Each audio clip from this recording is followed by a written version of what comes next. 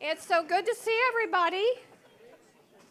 If you weren't here at breakfast, I reminded everyone that last year's symposium was in October. Well, it was supposed to be in October, and we had a water main break. So guess what happened Tuesday this week here? And I thought, thank you, let it be Tuesday and not Friday.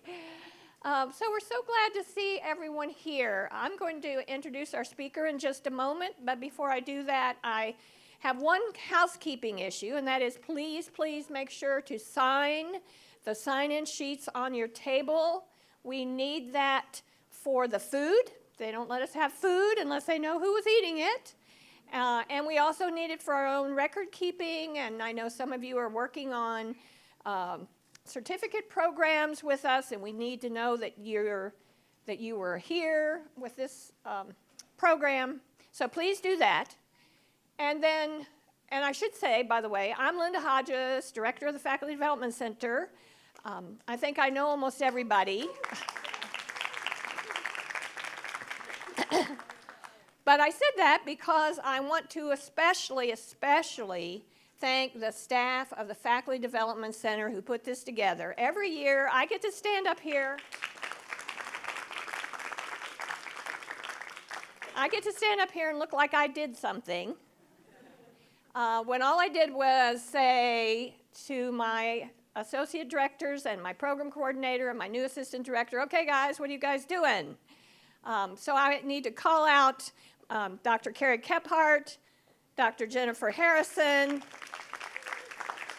Dr. Tori Williams, where are you, Tori? And a very important person, Ms. Sarah Swatsky, our program coordinator, without whom you would have no chairs, no food. Peter wouldn't be here. I mean, nothing would happen. So I want to share my deepest appreciation with them for all the hard work they do and making me look good. So then, without that, I want to introduce our plenary presenter, workshop leader. It's a very great pleasure to do this. Dr. Peter Felton is the Assistant Provost for Teaching and Learning, the Executive Director of the Center for Engaged Learning, and a Professor of History at Elon University. Peter is an international leader in the field of the scholarship of teaching and learning. He is a past president of the International Society for the Scholarship of Teaching and Learning, as well as the National Organization for Faculty Development, which is called the Professional and Organizational Development Network. His own research centers on teaching and learning, especially on aspects around both individual and institutional change, and on the student experience and student agency. He is a prolific author and presenter, a much in-demand presenter. We were happy to get him. And he has recently, in the past, he's published books which I think relate so closely to what we are trying to do here. The undergraduate experience, focusing institutions on what matters most. Another co-authored work on transforming students.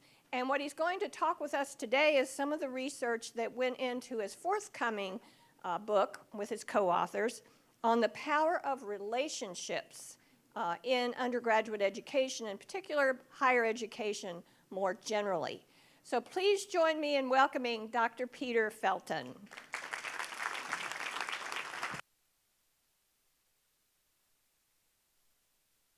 Thank you. Whoops. Thank you, Linda. Thank you, Linda. Is that okay? Can you hear me? And if I need to do something, people in the sound booth, I'm okay. If you can't hear me at some point and you'd still like to hear me, just let me know. If you can't hear, you're like, thank God. Then do that. Just Two bits of important housekeeping before I get going. One is there's still food over here, and I'm told the pedophores are amazing. So get what you need as you need to. I know some people have classes and things like that. Do that. The second is, as Linda said, the session we're going to do today is based on a new book a colleague and I have written. We actually finished the draft that went to Johns Hopkins University Press. We finished it yesterday. So I'm super excited to be here. And I'll tell you a little bit more about it, but I have 4 of your colleagues that I persuaded because they've looked friendly. And there were 4 of them sitting at the same table at the same time who are going to do a tiny bit to help voice. This is an interview-based project. So there's a few times where there's going to be sort of long quotes on the screen. And I know you all could read them, but it's sometimes more powerful to hear them also. So in advance, thank you to Carlos Williams, Amanda Knapp, Amanda Sharp, and Mario Santo Domingo for not saying no when I said, could you help me? Okay, so, and the rest of you aren't off the hook. You're going to have to talk to each other and perhaps out loud to the whole group periodically too. What I'd like us to do today in the provost kept making this joke about his hour-long talk, so for the next 3 hours, no, for the next hour and a little bit, is to think about the roles of relationships in especially undergraduate education. And I'll talk some about the classroom, a lot about the classroom, but not only about the classroom. So why relationships? First, the research is super clear. This is not a direct quote because the direct quote would be way too long, but this is the book, How College Affects Students. If you ever studied How College Affects Students, you read this book. It's a synthesis of the best research. This is the 2016 edition, the 3rd edition that came out.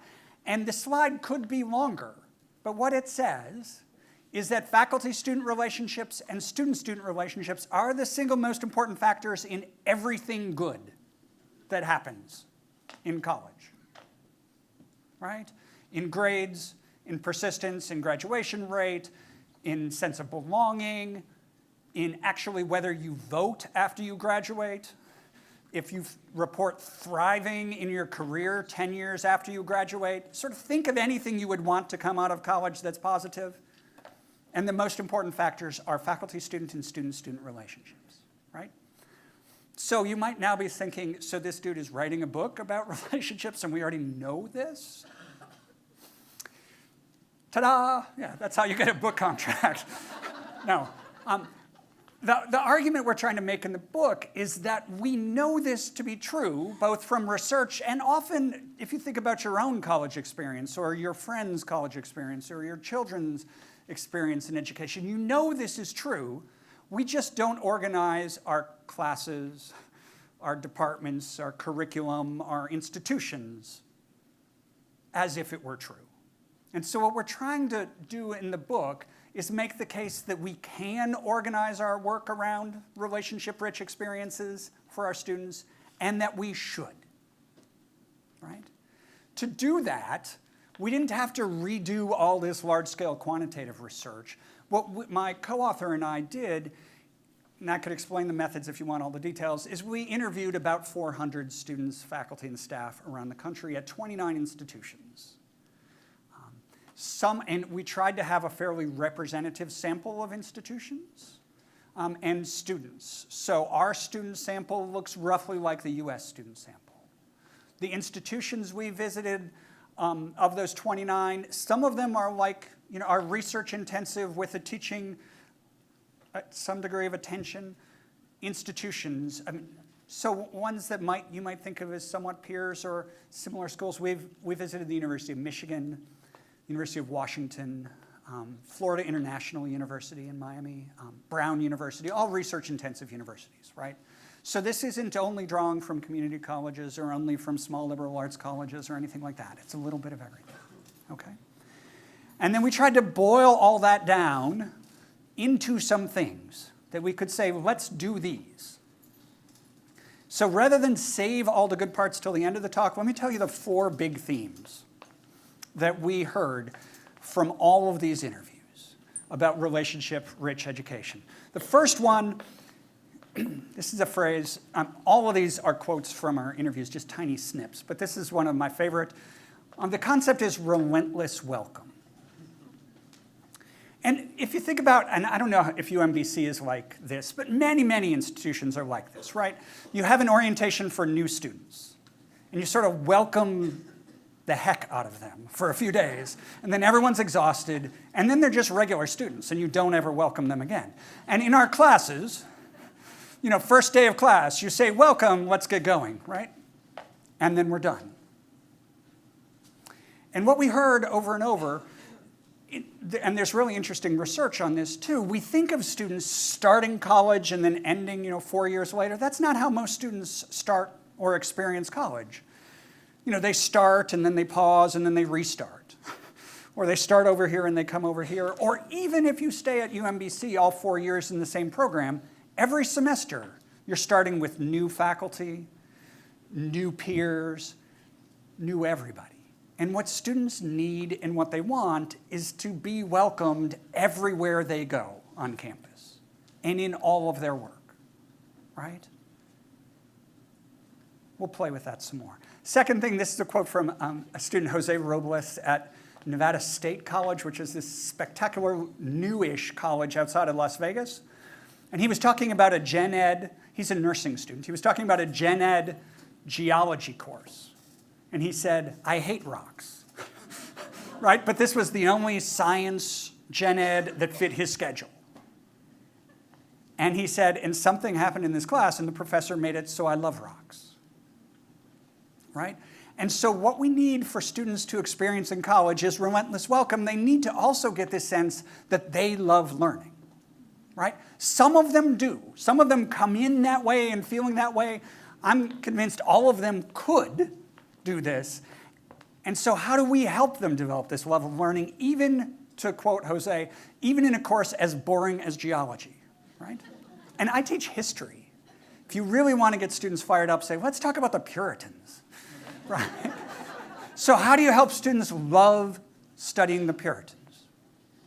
Or love studying whatever it is you have?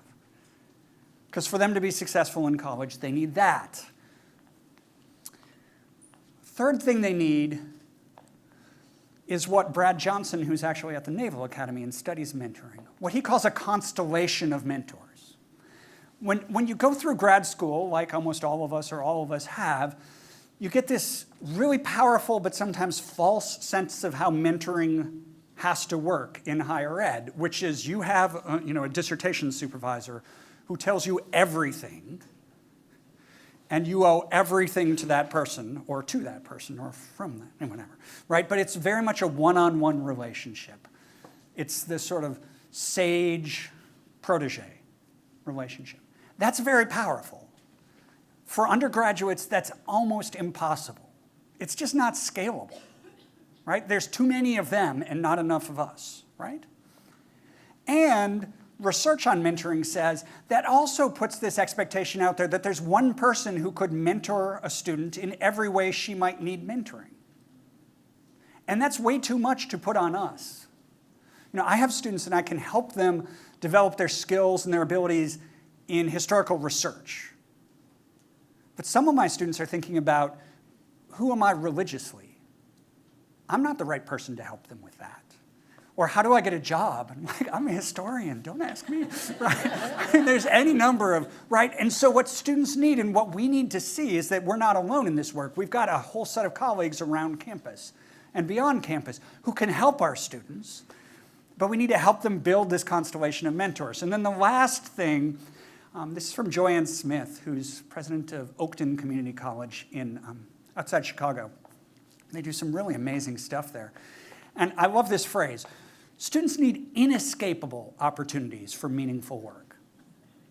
And what she says, and why she says that is, and it's true, I think, if you go to any campus, maybe you come to UMBC. I mean, as someone who's not from UMBC, I know about the Meyerhoff Scholars Program, right, which is amazing, like world-class work with students.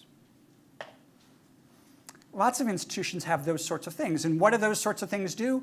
They take a small group of students and they wrap them up in mentors and challenge and support, right? And those students shine. That's awesome. What would happen if we wrapped all our students up with mentors and challenge and support? They probably all would shine, right? And so Joy's point is we need to not just say, we have these great programs for students and they don't take advantage of them. If we think something's really important, we should make it inescapable for them because we do this in the curriculum, right? We don't say, you could take a science or you don't have to, typically. We say you have to. You have some choice.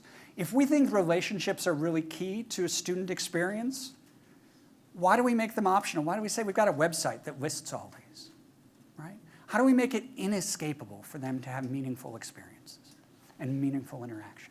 So those are sort of the 4 big themes that we keep coming back to in this work. And I've been talking for a little bit. I want to get a metaphor. And I want you to talk for a little bit at your tables, a few minutes. We've got some time for this.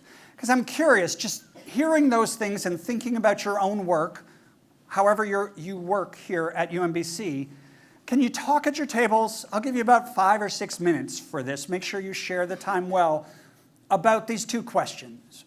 First question is, what are you doing already that's creating relationship-rich experiences for your students? I think too often when we think about innovation in higher ed, we think you have to do new things. I'm a big believer in actually what we need to do is we need to do the best things that we already do with all of our students, rather than invent whole new things. But what are you doing already? And then why is this hard? You might be thinking, this is awesome, but he's at Elon and they have small classes and they have blah, blah, blah, and we're here and we have research expectations and big classes and different students, and so it couldn't be. So what are the barriers to doing this kind of work? Does that make sense? At your tables, if you don't know each other, it's good practice actually to introduce yourself, so you could do that too. So 5 minutes. Ready, go.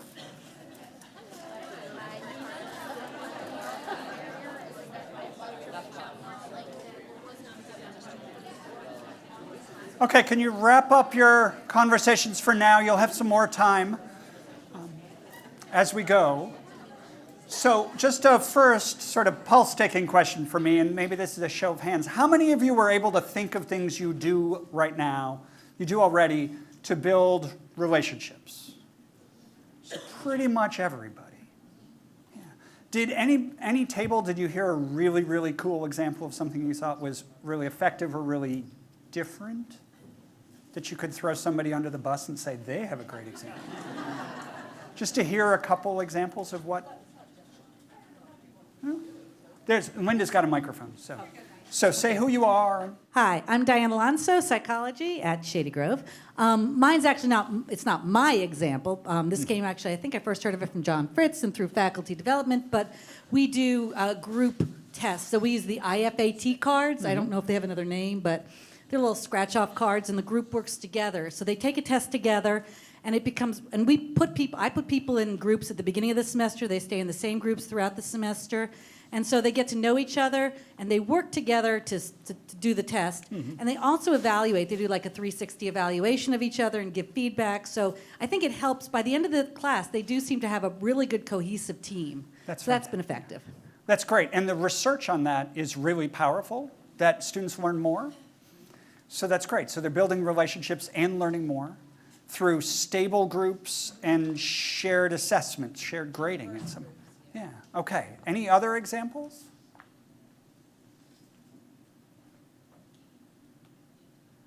So one of my colleagues says, I got tenure, I can wait all day. Yeah, wait for the mic, yeah.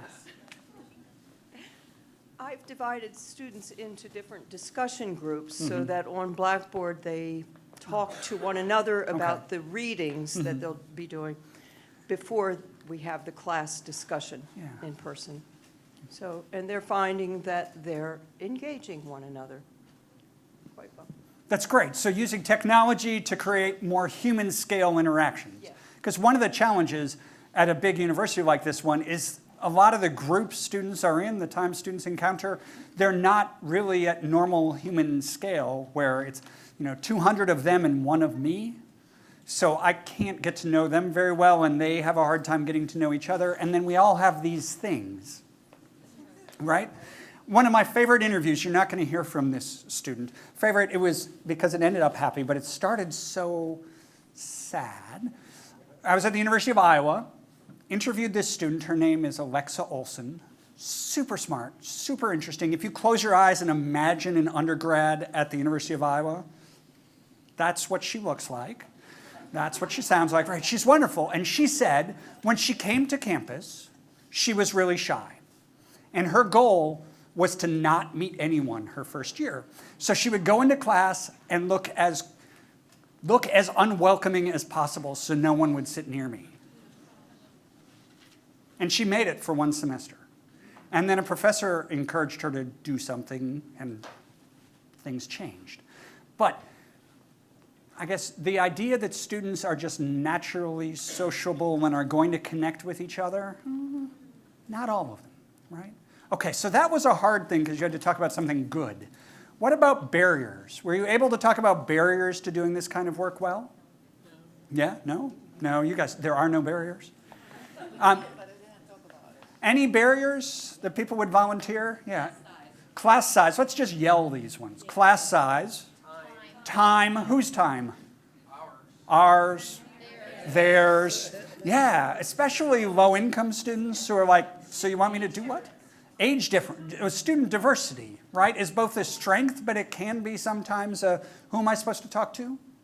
One of the interesting places I got to visit was Cal State Dominguez Hills in LA, which is an amazing institution.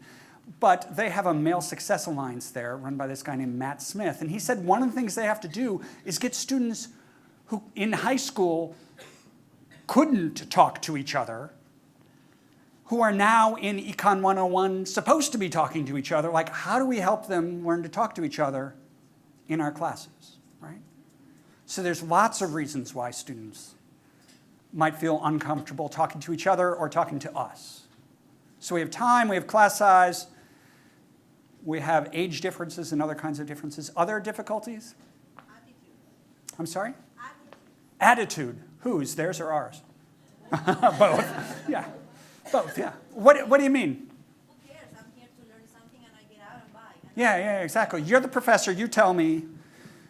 George Koo, who's a scholar of higher ed, has this great line that I have stolen. I don't know if he says it anymore, but I always attribute it to him because I'm a historian, so we have to cite our sources. But he would say a lot of students and a lot of faculty have this idea that what happens is faculty gives students the knowledge, and we give them an A if they return it unharmed. Right? And if that's what our conception of teaching and learning is, or theirs is, like, why do you want me to talk to each other? They don't know the stuff that I have to give back to you, right? So why, right? The misconception that relationships or culture don't belong in STEM courses. Yeah, this sounds great. You could do this in history, or you could do this in, I don't know, one of those weird disciplines like anthropology or psychology where they study humans, but I study physics or something. So we don't have humans in physics, right? Right? But yeah, this works in other places or for other students or other disciplines. Any other big barriers? Mental health, yeah. I could, again, do the smart ass, them or us, but yes. Sure. I mean, students are facing lots of complicated things. We'll talk about that some more. There's actually really interesting new research out of Australia I'll give you a teaser for about that. Yeah. I was going to say technology. Yeah. And it specifically, I was just walking over here with my colleague, and we were talking about the virtual world that our students live in. Yeah. And that creates a barrier, I think, for them creating real relationships. Yeah. Well, and it's interesting. A couple students we talked to said, why I'm on my phone at the start of class is because I don't know anybody in the classroom. And it's really awkward sitting there looking around like, will you be my friend? Will you be my friend? So if I look at my phone, I'm doing something socially acceptable and something that feels comfortable to me. And then I notice in my class, I have a whole group of people looking at their phone. I'm like, why aren't they talking to each other? Huh, right? So someone on this side, actually this side has opinions too. So, yeah. For the large lecture halls, Yeah. the fixed seating The can be fixed- difficult for. Yeah, so the spaces we're in. I was just talking to an Indigenous scholar in Canada, and he used this wonderful metaphor. He said, my classroom is like my home, right? And that sounds very nice in lots of ways. But he said, when you come into my home, you can just stand there and look around, and you get quite a sense of who I am and how it's supposed to work and how things go here, right? And so if you walk into a large lecture room where all the seats are facing forward, students have in their mind before class begins what class is going to be like, right? Because they've walked into this place of learning where there's a stage. Yeah, yeah. Trust. Distrust. They don't trust us. We don't trust them. I would say probably in both directions. One of the things I've had to learn as a professor is that students will be as engaged as I aspire for them to be if I get out of the way, right? But often, especially when I was before I had tenure maybe, I wouldn't wait. You know, I'd ask them to do something, and then when they wouldn't do it right away or they wouldn't answer right away, I would fill in, and I was teaching them they don't actually need to do this, right? But they don't necessarily trust us either. And some of them have good reason. I don't know if you've seen this in your courses or heard this at UMBC, but one thing I've heard doing work similar to Linda's is students saying, faculty want us to think critically. But then when we do that, they say you got the wrong answer. I'm like, huh, right? And so you don't want me to think critically. You want me to give the knowledge back unharmed, right? So we have to demonstrate. And back to relentless welcome, we have to demonstrate in every class that we trust them and we want them to be critical and all this. We could spend probably the whole afternoon talking about barriers to this work. I want to use this barriers thing to unpack a little bit about why relationships are so hard and so important, okay? And fair warning to my reader friends, a couple of you are going to be called on soon, right? Because I want to bring a few of the interviews we did into the room with us. The first one is a quote from a person named David Latimer, who's a professional advisor in the City University of New York system. And he's literally advised thousands of students in the CUNY system in his career. And we asked him about why this kind of work was hard. And this is what he said. Students fear failure and being challenged beyond their limits. They may not have been challenged academically in high school and for the first time are really experiencing academic rigor. They fear embarrassing their families, being afraid to come home and say, I'm not achieving in college right now, I'm struggling. They fear talking to a professor because a professor represents an intimidating authority figure. They also resist asking for academic help because that is perceived as meaning you are not smart. They do not want to go to counseling when they have emotional problems because that's for people who are weak. The fear of shame is everywhere. I see some heads nodding. Thank you, Amanda. This was one of the things we heard over and over at all sorts of different campuses, right? And honestly, I sort of expected it going to community college to interview students, because you talk to students at community colleges, and often their introduction is, I wasn't the best student in high school. But you go to Brown and you ask students to introduce themselves, and they say, I'm barely getting by here. Everybody else is smarter than me. We have this amazing quote that's in the book from a student at the University of Washington. And her whole life, she grew up in Seattle. Her whole life, both her parents went to the University of Washington. Her whole life, she knew she wanted to go to the University of Washington. She applied, she didn't get in. And she said she just kept harassing the admissions office until they let her in, right? And she was so excited. It was like a week before her first year was supposed to start. She'd enrolled somewhere else, and she went to the University of Washington, and she said she went into her first class. There's one word that I'm going to say that's not in the book, and apologies for this. She said, I went into my first class, and I looked around, and I said, fuck, I am the stupidest person in this room. Everybody else got in. I bullied my way in, right? So imagine being that student. And how that, and then the professor says, come to my office hours. You'll find out I'm not smart, right? You'll find out I shouldn't be here.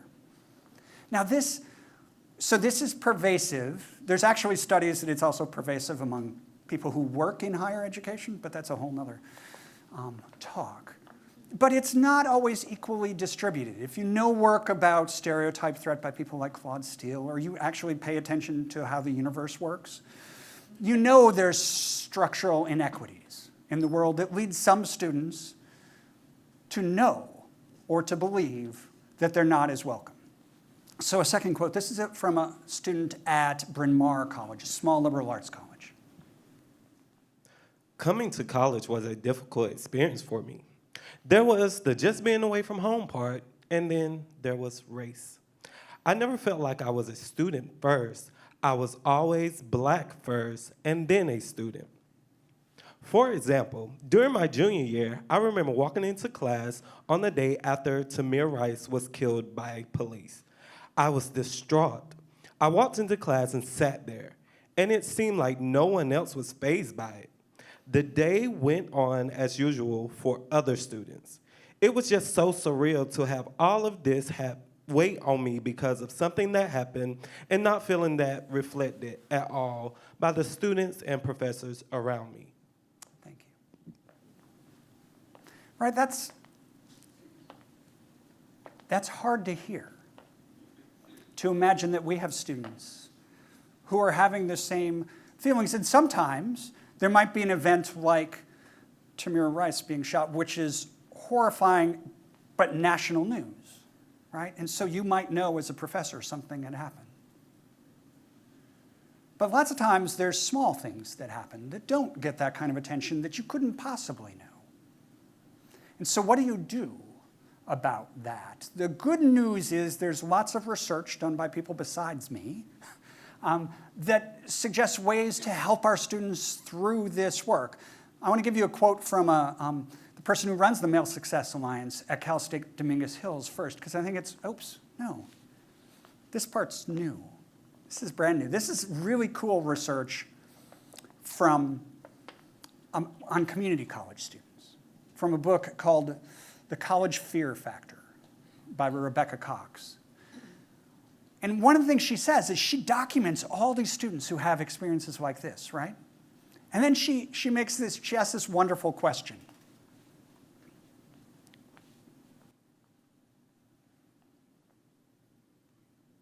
Right?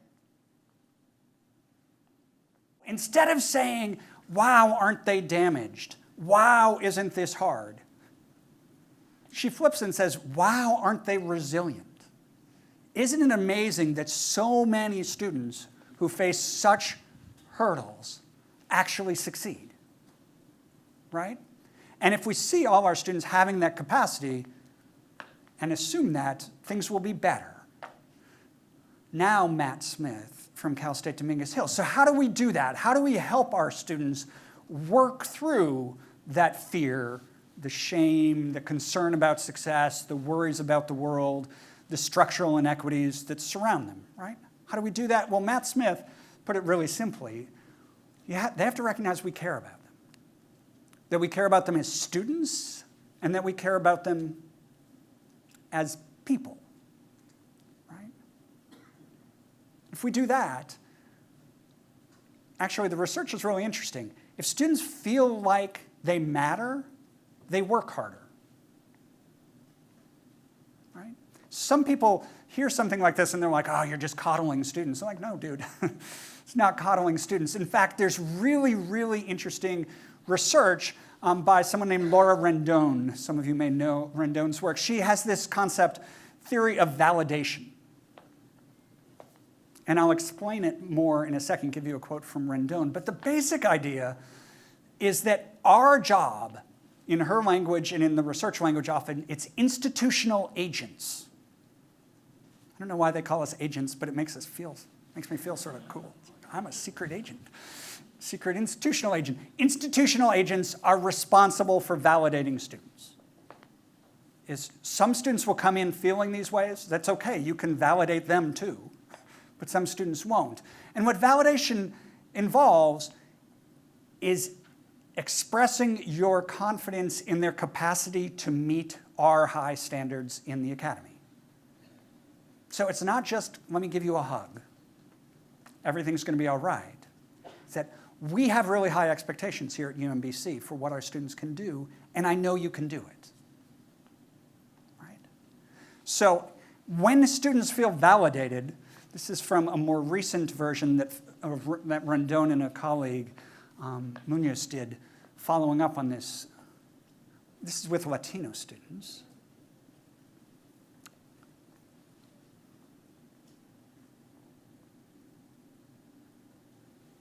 That's pretty powerful, right? That's what we want. So this idea of motivation and the idea of attitudes and all this, what research suggests is that a lot of that attitude is coming from students who aren't sure they belong here and aren't sure you care if they succeed or not, and so aren't sure they want to commit.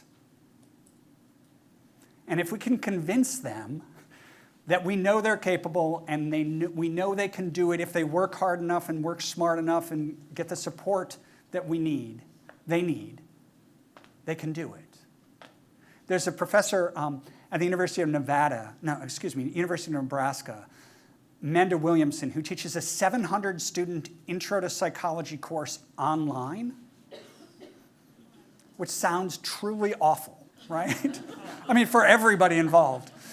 And actually, her dean came to her after the first semester she taught him, like, it must be too easy. Your students are doing too well. And what she does is she has her students study this concept in psychology called self-efficacy, right? And the whole course is organized around self-efficacy, giving students the sense that they're capable of doing things if they put the work in, if they ask for help. And so she's like, every week I'm sending my students an email, the whole group, 700 students at a time. I know you can do this. She actually has the class in a chat room set a goal, a shared goal. What's the average grade in our class going to be on this test? And she says they will set ridiculously high goals. And she's like, awesome, I know, not like we're all going to get an A. She's saying like we're going to average 80 on this test. And these are standardized tests across all of the sections of Intro to Psych. And she says they meet this because they're all like, let's do this, guys. 700 of them, never meeting face-to-face. Right? So it's possible to do this validation thing at scale. It's hard, but it's possible. Let me give you an example of this, and this is where we're going to get a quote. And this is not going to start like validation to begin, and I want to explain this student for a minute. His name's Joshua Rodriguez. Maybe he's a student like some of your students. When I interviewed him, he had just turned 30. He wants to be a nuclear engineer. He's always wanted to be a nuclear engineer. He's first in his family to go to college. He actually got into the University of Illinois on a scholarship right out of high school. He's from Chicago, went to Champaign-Urbana, and said he felt like he was over his head. The only class he did well in was Calc 2. And after one semester, I shouldn't say this out loud, he said, fortunately, my girlfriend got pregnant. And he drops out and went home and worked, but he'd been working for 9 years. And he realized he wanted something more for his family. He wanted to provide for his family. He still wanted to be a nuclear engineer. So he went to Oakton Community College, the local community college. First course he took was Calc 2 because he thought, I actually did well in Calc 2. I'll get my feet wet, right? So this is his first course back after 10 years being away. Early in Calculus 2, we started getting into really difficult things, and I suddenly began having these feelings like I didn't belong in this class. That's my education. What I was trying to achieve wasn't possible, and my goals were just obscenely farther away than I thought they were. Okay, hang on just 1 second before we go to the next one. But notice what he's doing there. And we heard this quite a lot in our interviews. Students are struggling in one class. They don't say calculus is hard. They say my dreams are obscenely further away than I thought they were, right? The way you respond to calculus is hard is maybe I should go to tutoring. The way you respond to my dreams are obscenely far away is to give up, right? Okay, but this one isn't a tragedy. This is validation in action. I went to Professor Arco to say that I might have to drop out. He told me, Joshua, I don't want you to do the homework tonight. I want you to look up imposter syndrome and read about it. Then come and talk to me. I did that, and I learned that it is extraordinarily common among students. That interaction bolstered my confidence to realize that I'm not alone in this, that everyone has these feelings. I went from contemplating dropping out to getting tutoring help and then getting an A in the course. Right? For what it's worth, we tried to find Professor Arcro. They were an adjunct who taught 1 semester at that college. Right? I don't know who this person is. We can't find them. But remember I used that phrase early on, mentor of the moment? That's exactly what that means. Someone who saw him and what was going on with him right then and made this incredibly wise recommendation. Not go to the tutoring center, read about imposter syndrome, right? And then come back and talk to me, right?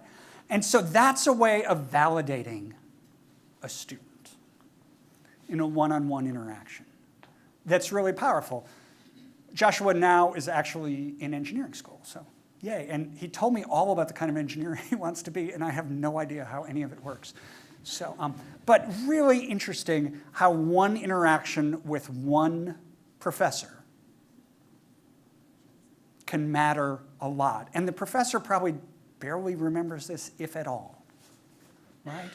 And so one of the things that's really important to recognize about all of this is that classrooms are absolutely essential spaces for relationships in college, peer-to-peer and faculty-student relationships.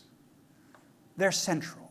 At a place like UMBC, where a lot of your students don't live on campus, this is the one place you have them, right? So if classrooms aren't relationship-rich, their undergraduate experience isn't relationship-rich. And there's some research to suggest we in higher education aren't doing as well as we could. There's a large study, this was published in Science, which is a somewhat credible academic journal. An observational study, all of the courses that were observed, 709 courses observed at 25 different institutions. I believe they were all observed 4 times with this same way of observing what is the professor doing, what are the students doing, right? Looking at STEM courses. The data I'm showing you here does not include labs, okay? Looking at the lecture portion of STEM courses. 55% of the time, there was minimal or no purposeful student-student or faculty-student interaction. Educationally purposeful student-student is not chatting before class, it's doing something. And educationally purposeful faculty-student isn't me saying any questions. It's more than that, right? So that's where the bar is. But more than half of the classes, 4 observations in a semester, nothing, right? So those are missed opportunities for students to build relationships with their peers around educationally purposeful things, or faculty to build relationships with students. So how do you do this? Oh, wait, one more. Why do you do this? And I want to bring up this issue of mental health that someone raised earlier. There's a fascinating new study out of the University of Melbourne in Australia. Surveyed several thousand students at the University of Melbourne. It's a research-intensive university. I know the context is different, but in some ways it's quite similar to UMBC. Surveyed students about what contributed to their mental health well-being, right? The single most important factor was how the faculty teach. This is the best part.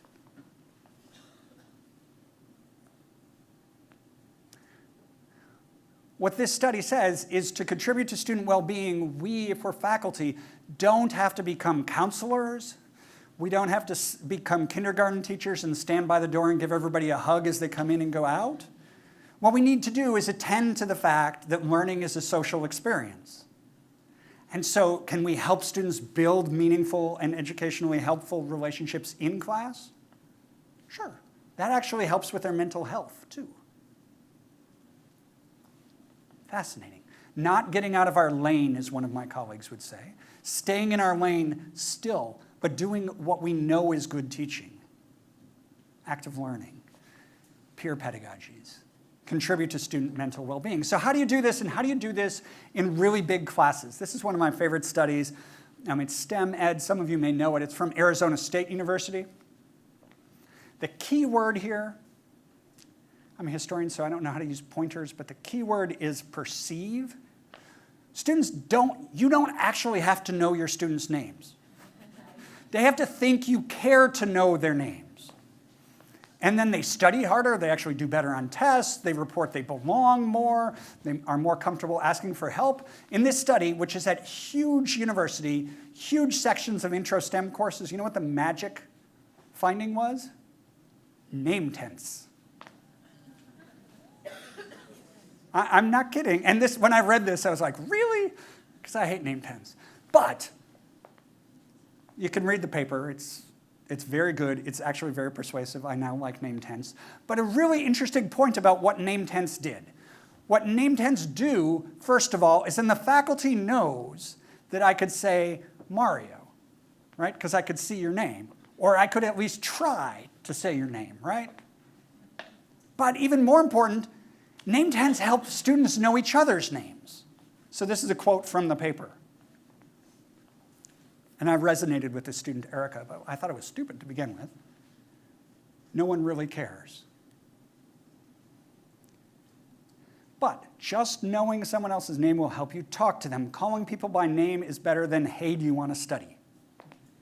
Right? And so name tense have this double benefit of helping us try to use students' names and helping them actually build community. Right? Now, I know some of you have learning assistants or undergraduate learning assistants, but another really powerful thing to do in large courses is to involve undergraduate peers in this work, right? Because again, that is more scalable than me. Plus, there's one of me and 5, 10 learning assistants. Plus, students tend to be less afraid of learning assistants than they are of professors. So Rosa Espinal is a learning assistant. She's an undergrad learning assistant at the University of Florida International. And she told us this great story about being a learning assistant. And she had some office hours sort of assigned as a learning assistant. And after the first exam, the student came in and was crying to her about how poorly she'd done on her first test. And Rosa said, I was being empathetic and I was feeling terrible for her, and she was thinking she was going to drop out. And then she pulled out her test, and she did better on the test than Rosa had, on her first test, right? And she said, I tried not to be like, dude, you're fine. But, so what she said she did is this.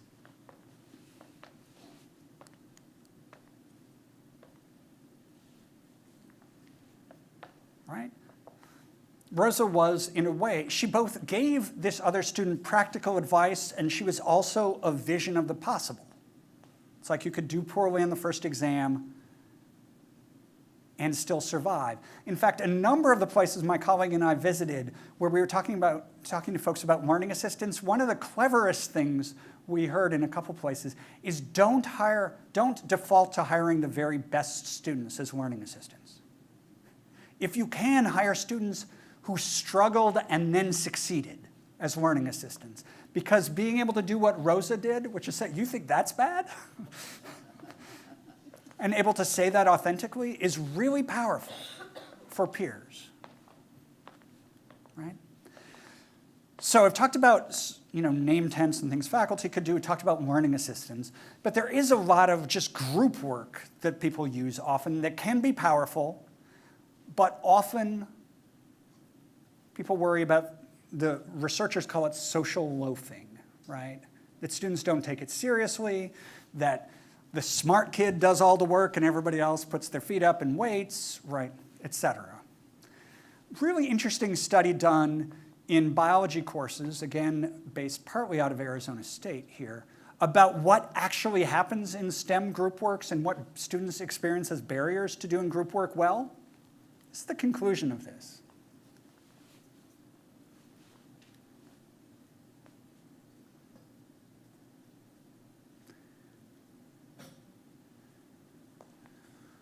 What this study suggests is if we see groups not seeming to function well, it might be helpful not to do what I did for years and assume they were all hungover or disengaged or something like this, but to say, for example, I don't know if you've ever experienced this, sometimes one person dominates in a group. Huh. It actually happens, I guess, right? So how do we, if we're assigning group work, how do we help students navigate someone who dominates in a group? How do we help students navigate the social awkwardness of being the only woman in a group of 4 guys in a physics class? How do we help students who think that what they're supposed to do is get the knowledge from us, value puzzling through the knowledge with somebody else? The key, we could go on and on, I could go on and on, but the key is to use well-designed structured groups, right? Not just get into groups and do stuff, right? But to know these are barriers and help them work through it.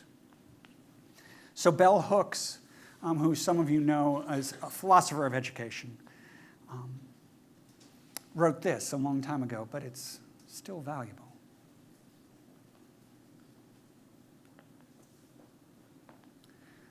Right, so what we have to do in some ways, Hooks would say, is shift how we think about education and shift how our students think about it, to being a competitive experience, to being a collaborative experience. The interesting thing is if you read folks who are writing about the future of work and the future of the world, what they all say is that what humans are good at that is hard to replace by machines is things like collaboration and creative problem solving together, right? There's a short little book, it's like a 2-hour read. It's fairly smart, called Robot Proof by Joseph Aoun about the future of higher education. And he says what we need to do is help our students be better humans because the machines are getting better and better at being machines, right? So how do we help our students learn to work and learn together because that's how they're going to work and learn after they graduate? And I shouldn't probably politically editorialize, but we also seem to have a country that's pretty bad about having people work together across difference. So maybe that's something we could contribute from our classrooms too, is help them learn to work together. So, I've been talking for a while. We have some time now. So I want to invite you to go back to your tables. Well, you're at your tables. I'm going to go back to your groups and talk with each other a little bit about, having heard all of this and thought about what you talked about before, what's one thing you might do in one of your classes or one of the ways you interact with students to try to make that interaction or make that space more relationship rich? Does it make sense?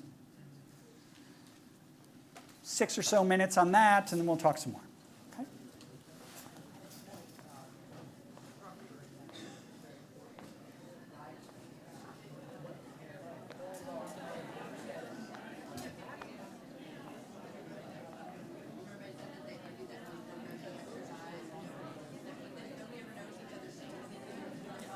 I want to interrupt your conversations because that's the best part of being a workshop leader like this, is you get to interrupt people. But before we come back to the whole group, I've got 2 requests for you. One, just individually, make a note to yourself. We were just talking about, I hope, that table wasn't, but the rest of you, we're talking about something you might do to make your interactions with students a little more relationship rich. I don't know about you, but for me, it's a Friday afternoon. And so, doing that thing might be a few days from now. So if you could just make a note to yourself to say, remember what I was saying on Friday about small groups or about whatever. Just note to yourself, what do you want to work on?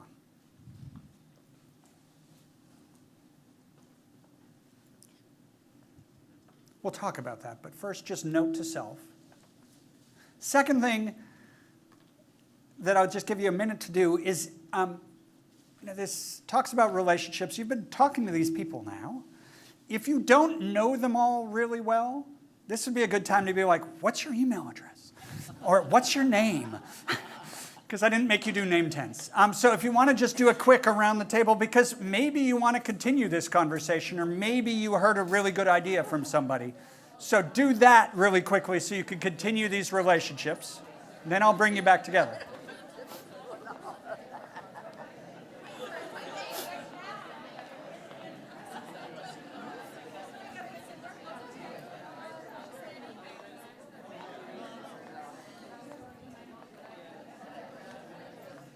Okay, you can keep doing that after we break up in a few minutes too.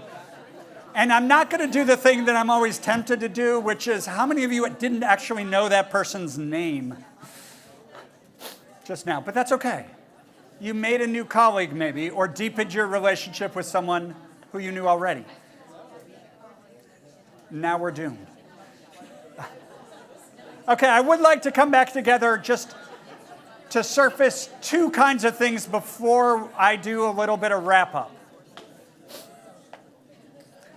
One of those things is to ask if you heard or were inspired to think of something interesting you might do. So to share a few examples of things. I saw people holding up computers and showing, or talking about group roles and things like this. So would a few people be willing to share an example or an idea of something you might do? Yeah. And Linda's got the mic, so if we could.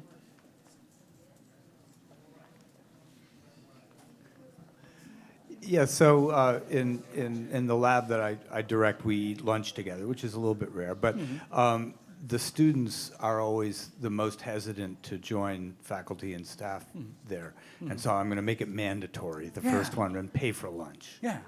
Yeah, I'm going to make it inescapable. That's awesome. It was their idea. It's a great one. No, that's a great idea. That's a great idea, because often we're like, of course you're welcome. But if you're not sure, you're not going to ask, because what if they say no? Or what if they say yes, but they don't really mean it? So yeah, inescapable lunch. Okay. Other examples? Anything else? Yeah? No? Maybe? No?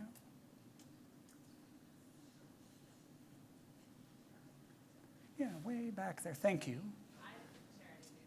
Wait. Here, get the mic so we can hear you, and then we'll come up here. And after that, I'm going to invite questions and comments and challenges and disquisitions and things like that. All of my table mates had really good, really quick, easy, tangible suggestions. Yeah. So one person suggested using like little table name placards in a card where there's a lot of students so that they can use names. Someone else suggested like making sharing group facilitation like a norm of the class. So if you're working in small groups, having different people take turns facilitating so that they're building that skill as well as kind of sharing the voice in the class. And we have a colleague from Student Disability Services who said, if you don't know how to break through to a student and you've received an accommodation email, to reach out and ask, like, how can I work with the student or how can I support them? You had a really good table. Yeah, all the rest of these tables, who knows? But that table. No, but the research on groups is things like rotating roles and specific roles that are clear are really, really helpful. If you're worried about someone dominating in a group, pass around the facilitation. And then when you get the disability email, reach out to the student, reach out to your colleagues who have expertise and say, what can we do here? Okay, great, thank you. Up here? And then, great. So I had two. One was something I do.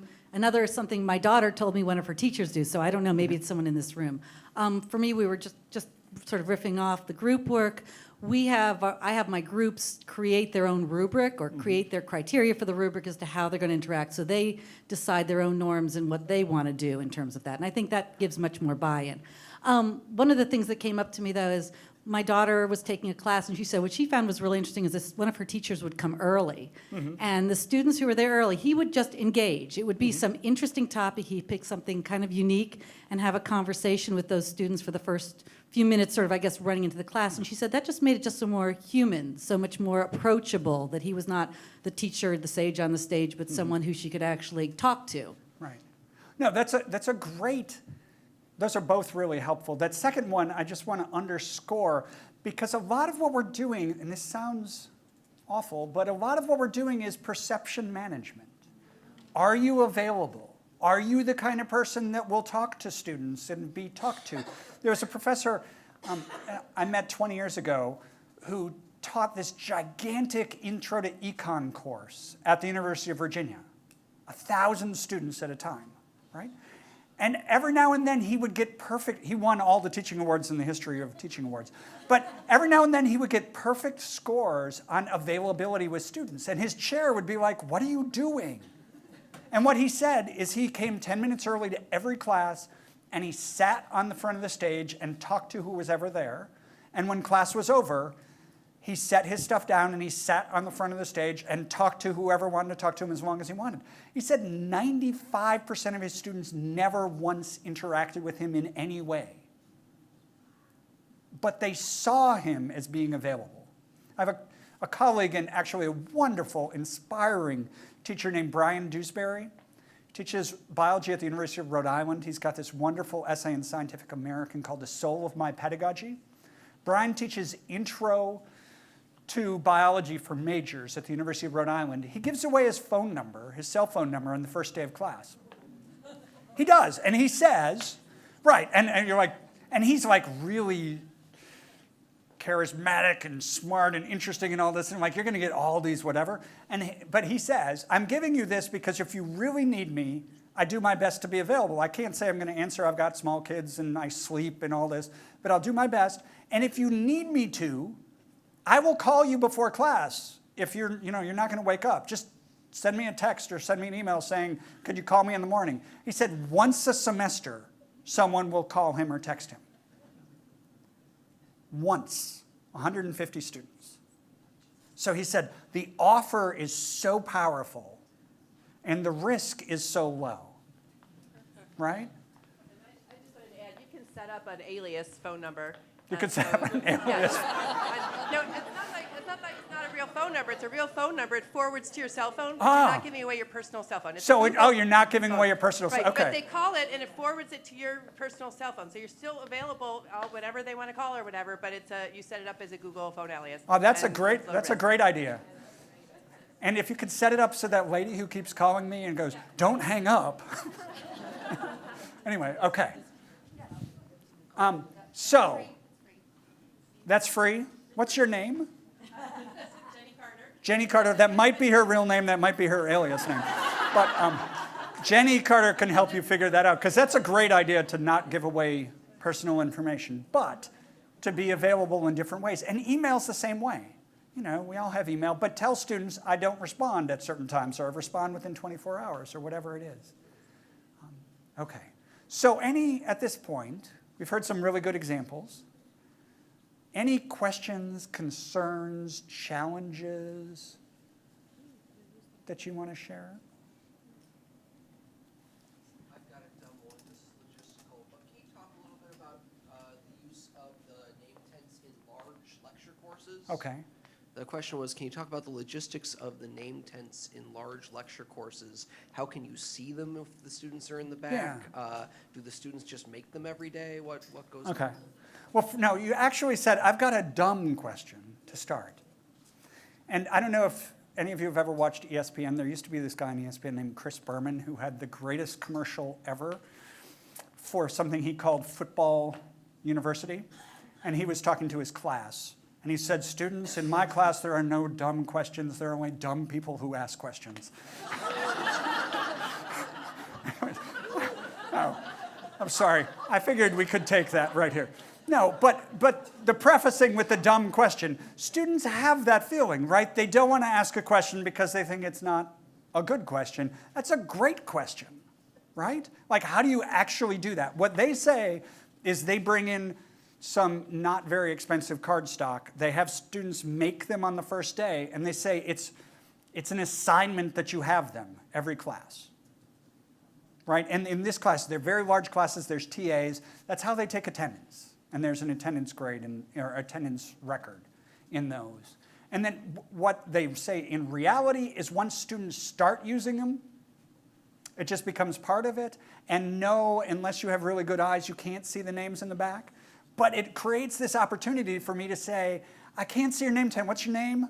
And you say Cal, and I say, oh, Cal, that's a great question, right? I just used your name.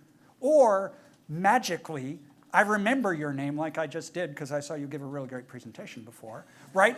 And all the other students are like, oh my God, he knows everybody's name. He must know my name. I don't. Right? I barely know my children's names, but see how that can work. So it doesn't have to be a perfect solution to every problem to work. But one of the things that the folks who use name tags say is you do have to be a bit of a hawk about it at the first few times. Like, get out your name tags. Everybody, if you forgot one, come down to the front. The stuff is here. Come get it. I don't want to do that. Oh, I did have it in my backpack. They pull it out. Right? Other questions? Comments? Concerns? Yeah. So there is a notion. Just, here's the mic. Thank you. So this, I'm not sure how the literature supports this notion of treating class as a character. So they are a group of people, but they form a single character as if you want to go there, you have a feeling for interacting with them. Yeah. And so it's built, especially in the first few sessions. So for building, I would say, in my own experience, it's easier to build than to change. Yes. So once it's built, how do you change that? That's a great question. And partly I want to thank you for saying that because some of you wrote down things like, I'm going to do this. It's probably the middle of the semester-ish. Some of the things you might want to do, you might want to start next semester rather than this semester, right? Because it's like, guess what? I went to this talk and now we're all going to call each other by name. And they're like, no, we're not. No, and I've seen this in my own classes. So I just want to say to you in some ways what you said to all of us, which is I think the first few classes are really crucial in setting the tone for how does this place work. 2 suggestions. One thing that I've learned to do in my classes, all of my classes, the first thing we do on the first day is students are working together on something academic. It's not an icebreaker. We don't talk about the syllabus first. We talk about the syllabus at the end of the first day. They're doing history right at the start because this is how class works. I have a colleague who teaches French, and I think it's cheating if you get to teach in a different language in some ways because what my colleague says is she tells her students, when you see me, it's French class, right? So when she walks into class, she says to students, keep talking to each other, but talk to each other in French.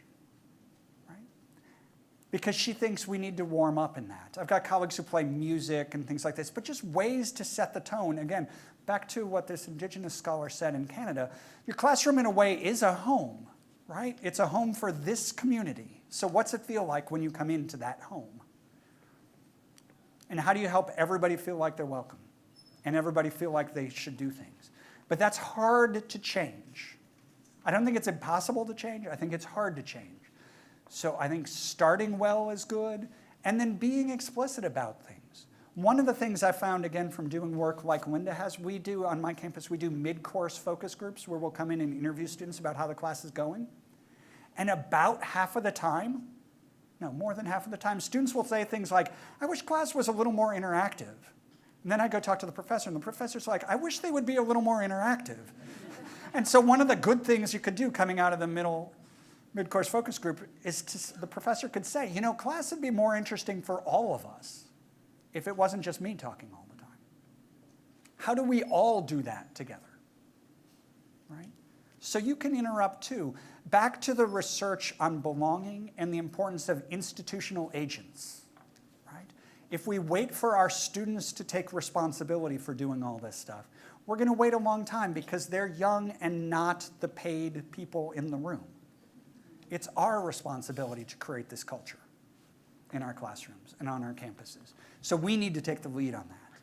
I want to wrap up with two quotes, two thoughts. So Linda, can you actually give Amanda the mic?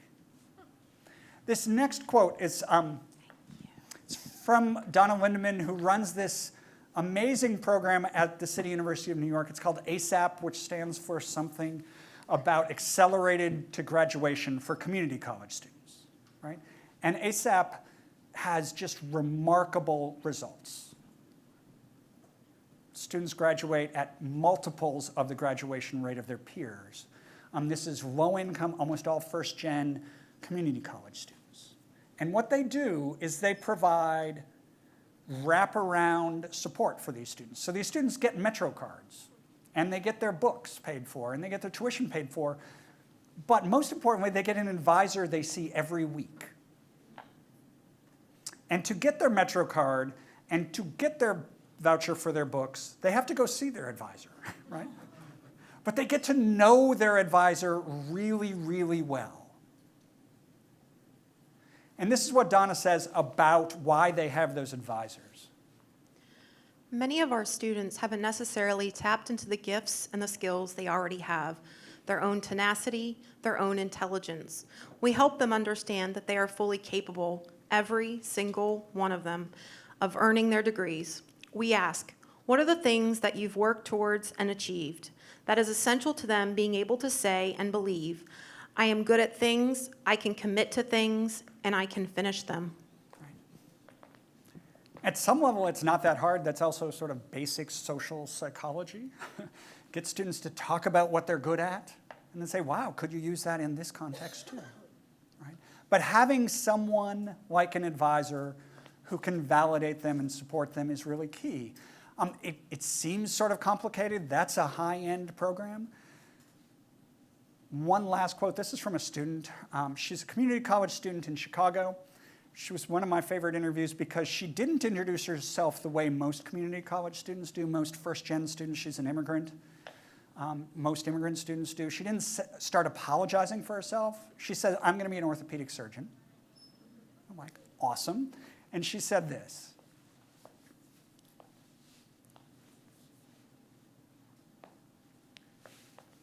Right, and so in some ways this relationship stuff is complicated to think about, and it can be overwhelming if you're teaching hundreds of students a semester. But in another level, how do you set up a classroom where students are likely to bump into that one person who's going to ignite the fire within them? And it might be you, but it might be more likely one of their peers. Because if we can do that, our students all can be successful. And so that's what I want to leave you with, just this idea that it's possible to do this and to do it well, even in difficult situations. And there's lots of research on it. So thank you all very, very much.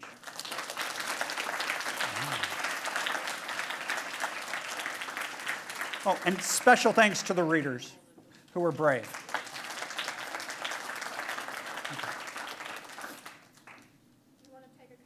Any questions, concerns? Ideas, yeah.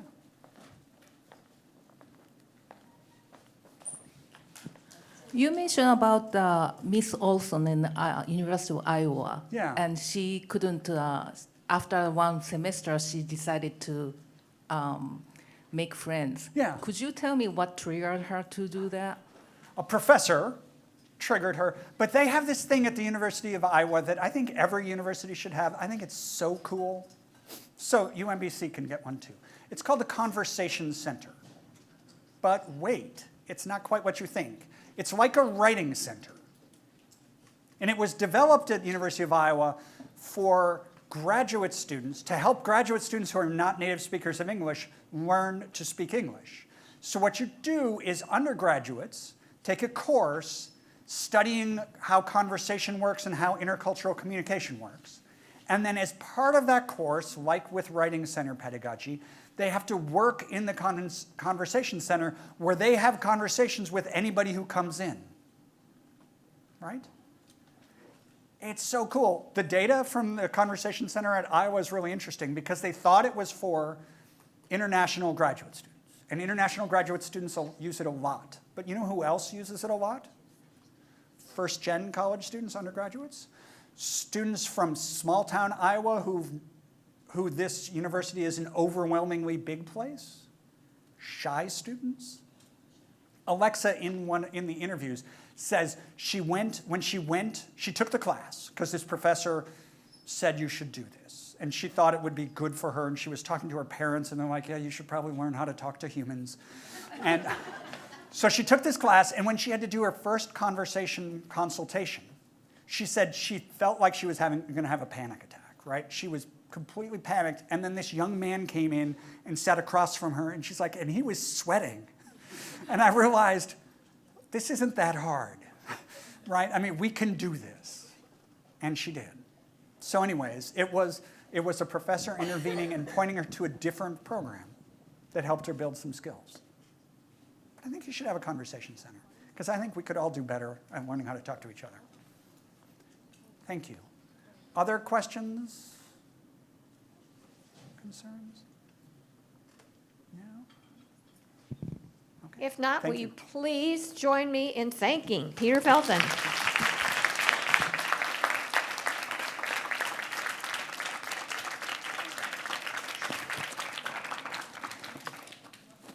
Any closing comments other than I want to express my appreciation to all of you for coming today and for, as the provost would say, for all the good work that you do.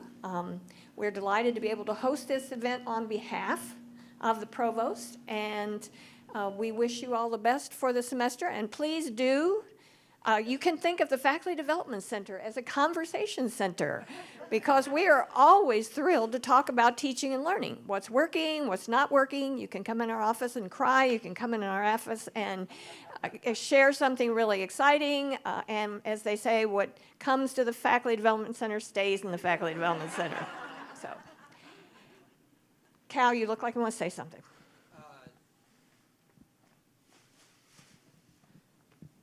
Thank you. It's been said already today, but just I'd like to extend a thank you, of course, to Linda and the rest of the Faculty Development Center for putting this wonderful symposium together, as always. Thank you. All right, go forth and have a wonderful weekend.